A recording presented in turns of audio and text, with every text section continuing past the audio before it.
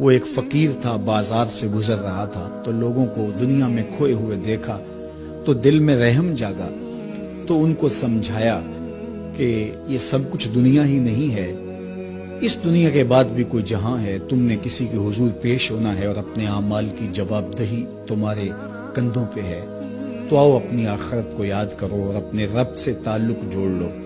لوگوں نے کہا جا بابا کام کر، تجھے کیا پتا کہ دنیا کی لذتیں کیا ہیں اور ہم کس کام کاج میں لگے ہیں، جا اپنا کام کر۔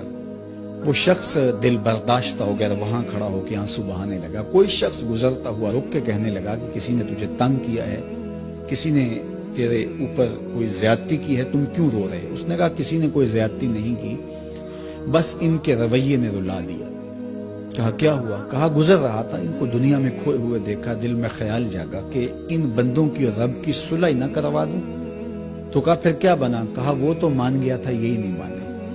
وہ تو کہتا تھا لے آ میری دہلیز پہ، میں سارے گناہ معاف کر دوں، ہم تو مائل بکرم ہیں، کوئی سائل ہی نہیں، لیکن ان سے بات کی تو یہ نہیں مانے۔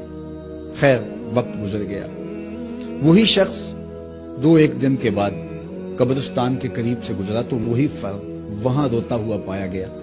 تو اس نے پھر اپنی گاڑی، اپنی سواری روکی اور کہا بابا عجیب شخص ہے، بازاروں میں بھی روتا ہے، قبرستانوں میں بھی روتا ہے، آج کیا مسئلہ تجھے ہوا؟ کہا مسئلہ وہی میرا کل پرسوں والا ہے، بازار میں گیا تھا اور میرا خیال تھا کہ بندوں اور رب کی صلح کروا دوں، وہ تو مان گیا لیکن یہ نہیں مانے، مایوس ہو کے آج قبرستان والوں کے پاس آ گیا اور یہاں میرا خیال یہ ہوا ان کی اور اس کی صلح کروا دوں۔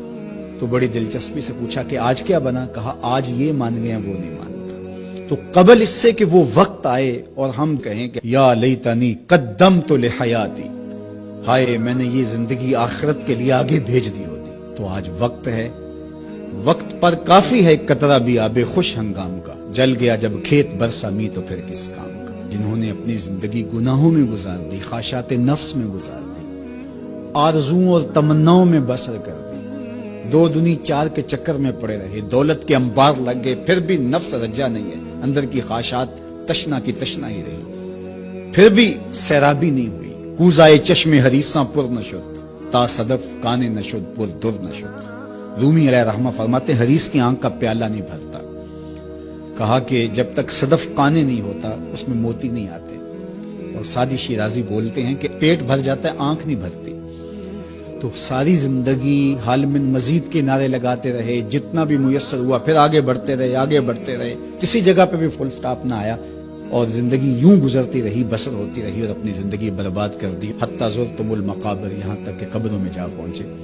تو آج اپنی آنکھوں کے سامنے موت کا رقص دیکھ رہے ہیں اور ہم پوری کائنات کے اندر دیکھ رہے ہیں کہ جو وسائل سے مالا مال تھے، جنہوں نے دنیا کو تسخیر کرنے کا دعویٰ کیا تھا، جن کا خیال یہ تھا کہ ہم ہر طرح کے حالات سے نپٹنے کی صلاحیت رکھتے ہیں، ہمارے پاس تمام وسائل میسر ہیں، لیکن آج کس طرح بے بسی کی تصویر نظر آتی ہے۔ تو انسان کو سمجھنا چاہیے کہ اللہ کی طاقت کتنی ہے۔ ایک تو قیامت کے دن جب لوگ آغوش موت میں ہوں گے اور بڑے بڑے متکبرین، سرکش، متمردین، بادشاہ، شہنشاہ، کج کلا آغوش موت میں ہوں گے، تو اللہ تعالیٰ فرمائے گا آج کس کی بادشاہی ہے؟ تو کوئی نہیں بول سکے گا۔ اللہ فرمائے گا انا المالک، میں بادشاہ ہوں۔ فرمائے گا این المتکبرون، تکبر کرنے والے کہاں ہیں؟ کوئی سر اٹھانے کے قابل نہیں ہوگا۔ اللہ فرمائے گا میں ہوں متکبر، کبریائی مجھی کو زیبا ہے۔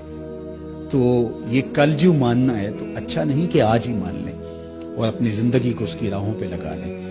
تو یہ مختصر زندگی اللہ کی امانت ہے، اللہ جل شانہ ہمیں اس زندگی کو اس کے راستے میں لگانے کی توفیق دے۔